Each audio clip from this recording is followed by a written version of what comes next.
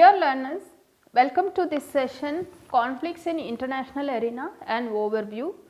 I am Dr. G. Uma, working as an assistant professor in the School of Gender and Development Studies, Indira Gandhi National Open University, New Delhi. This topic is part of the course BGP 003 Conflicts and Peace Global Perspectives. This course is part of the certificate program in Peace Studies and Conflict Management. Let us start defining conflict. Before the origin of the word conflict can be traced back to the Latin word confligere, which means to strike together. In a day to day life, you must be heard that word conflict and you must be wondering and what is the real meaning of the word conflict. Conflict denotes the variety of activities or emotions such as dispute, disagreement, discord, friction, fight, debate, argument, contest, war and other similar acts. There are variety of meanings we can give to the word conflict. In this course, in the course of time, in the course of time, the meaning and scope of the word conflict evolve and incorporate many other dimensions reflecting sociological, psychological, economic and political aspects of human lives. For example, literature in social sciences and international relations deal with these varied dimensions of conflict. Therefore, scholars have treated the conflict as a very complex concept with the divergent definitions and perspectives. So, the reason for divergent perspectives on the subject is that the meaning and nature of conflict is context centric. Historically, all political social organizations evolved through the complex process of engaging with the conflicts and attempts to find ways to manage and resolve it. Therefore, the meaning, nature, dynamics and patterns of conflicts keep changing over a period of time. So, what is the conflict? In this course, and we will learn what is conflict, how does it affect our individual and collective lives, what is the meaning of the word in international arena, how do people, groups, sovereign states deal with conflict in the process of interaction among them, and quest for an international system where the impact of conflict is very minimum. Conflicts in international arena include conflicts between nation states. You all must be understanding that if you talk about conflicts at the international level, it includes both conflicts between nation states, competition over resources both global and regional level, differences or discord between or among nation states and other political organizations over political issues, ethnic or religious conflicts with cross-border dimensions, struggle against repressive regimes and or struggle for creation of new nation states. So, traditionally international conflicts were understood in terms of armed conflicts or wars between two countries or group of countries. Over the period of time, our understanding of conflicts expanded to include conflict between state and non-state actors or between non-state actors. In contemporary world order, with increasing globalization, connectivity, greater mobility of people, technology and finances, these all, if you look at the contemporary world, we all must be experiencing the same thing. We are getting connected with everybody throughout the world. Now, wherever we are, we can easily get connected with our friends, relatives, our loved ones. So, the connectivity is very easy and we can get connected among ourselves very easily, and there is a greater mobility among people in the era of globalization and the development of various technologies and availability of technology and finances. The distinction between intrastate and interstate conflict is getting blurred in the 21st century, especially in the era of globalization and neoliberal economic policies. The large number of intrastate conflicts and intergroup or intra-society within one country with or without involvement of external players have significant impact on regional or global security architecture. So, with this introduction, the aims and objective of this session and next session is that after reading, we will upload the material also. After reading this unit and listening this lecture, all of you would be able to understand meaning and types of conflicts in the international arena. Already I have talked about how to define the conflict, nature and forms of contemporary conflict, and conflicts in international arena and its major manifestation and emerging trends. The last objective most probably you will be listen in the next lecture. So, these are the three major objectives for this lecture. First, let us see the meaning and types of conflicts in international arena. Historically, the literature on international relations focused on interstate armed conflicts or wars between or among countries as a dominant form of international conflicts. Like wars, as a famous strategic thinker Karl von Clausewitz puts it, were an extension of politics to achieve political objectives. The war is basically extension of politics to achieve political objectives. These political objectives were often defined in terms of territorial expansion, ideology of states or control over resources. The realist viewpoint on international conflict is based on two major assumptions. First is that states are prime actors in international system and international conflicts are conditioned by states' quest for security against external threats. Secondly, these threats are primarily military in nature and require the building up of military capability because conflicts are integral part of the international system. We need to understand the international humanitarian laws and conflicts. International humanitarian laws distinguish two types of conflicts, that is the international conflicts and non-international conflicts.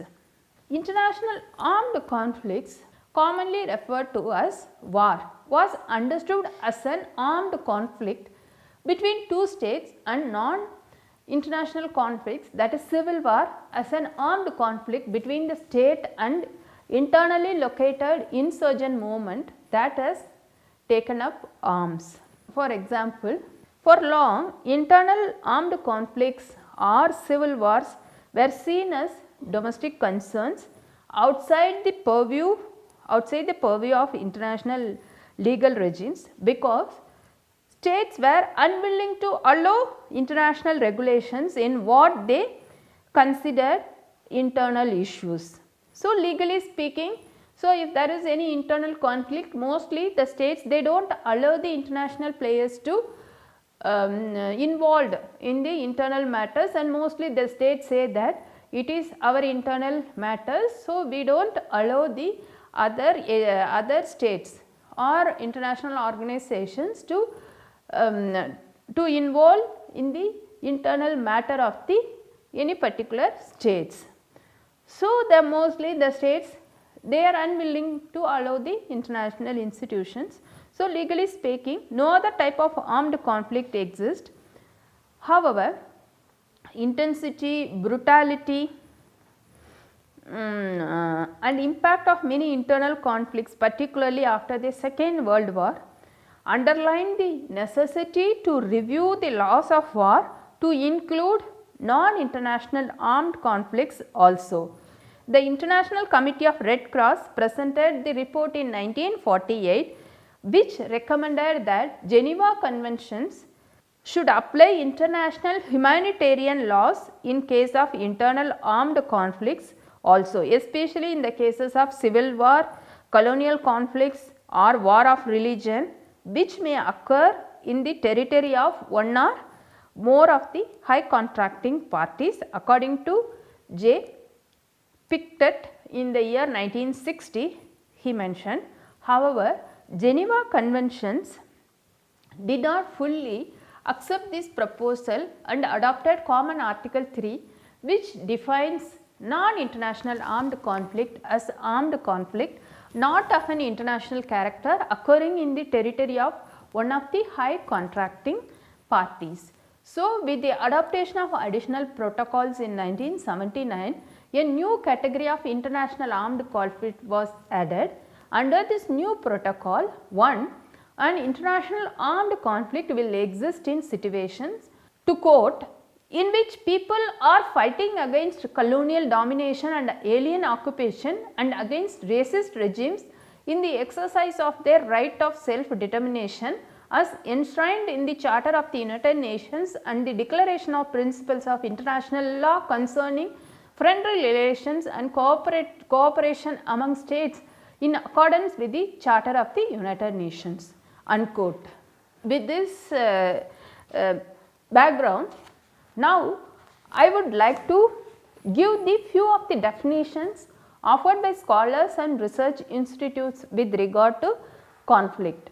The Uppsala Conflict Data Program, as part of the Uppsala University, that is the Department of Peace and Conflict Research, defines armed conflict as a situation where one state is involved in conflict with either another state or with the non-state actor in the form of an opposition organization, which causes at least 25 fatalities in a calendar year and wars, leading to at least 1000 battle related deaths in a year, according to Wallerstein and Solenberg in the year 2001.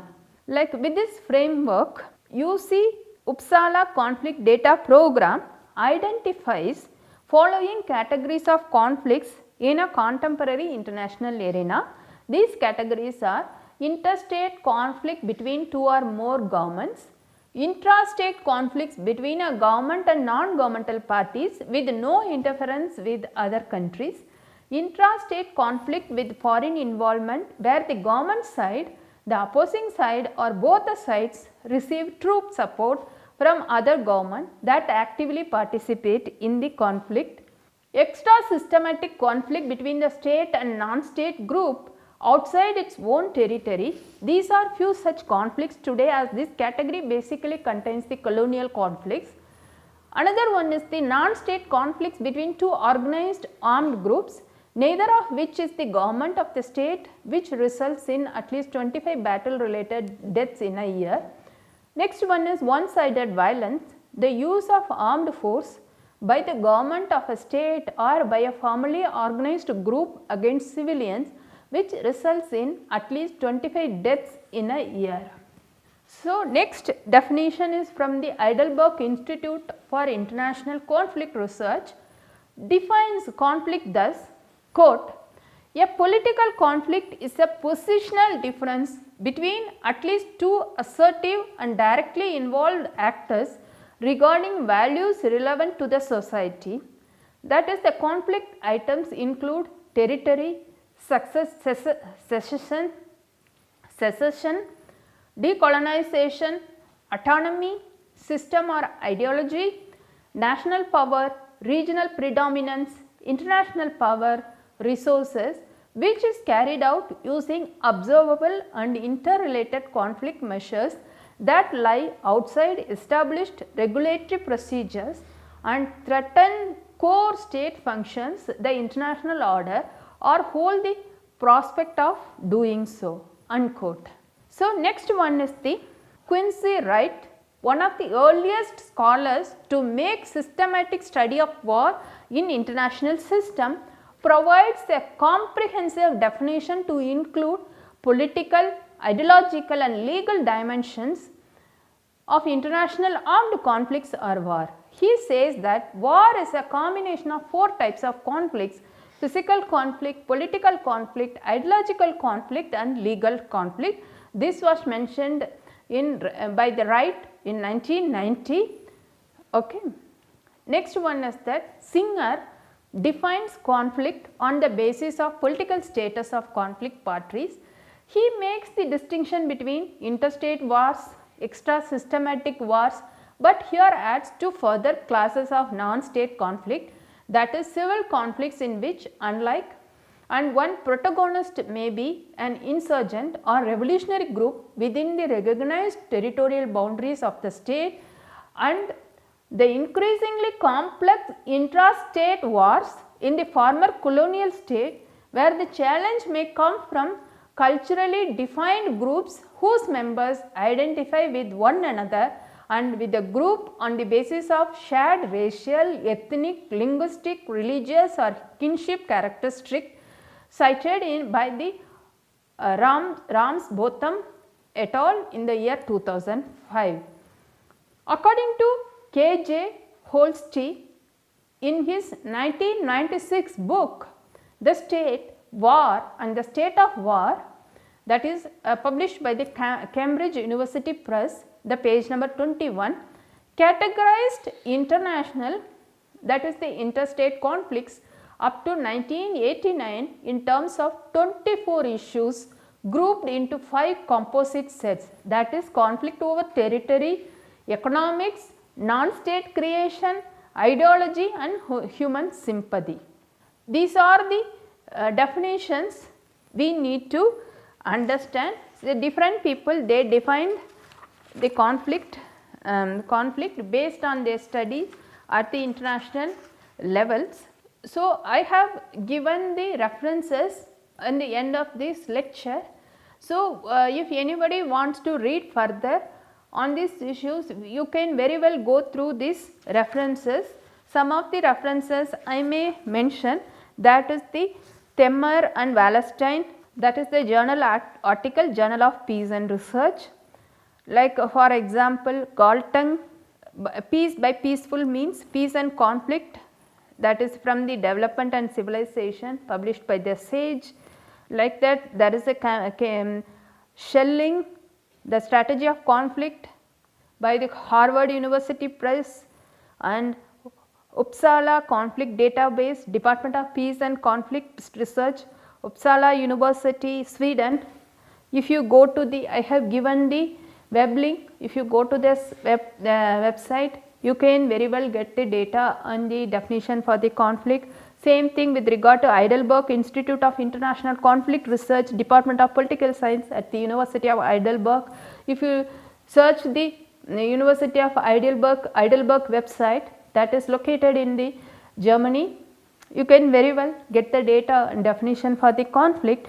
Same like a Kenneth N. Walls in 1979, Theory of International Politics, reading M.A. Addison Wesley in the year 1979. These are some of the references that is given in the given. So, if anybody would like to read further on definitions and the issues related to conflict, you can very well go through the books or the websites of the Uppsala University or Heidelberg University. Thank you so much for listening this lecture. Thank you.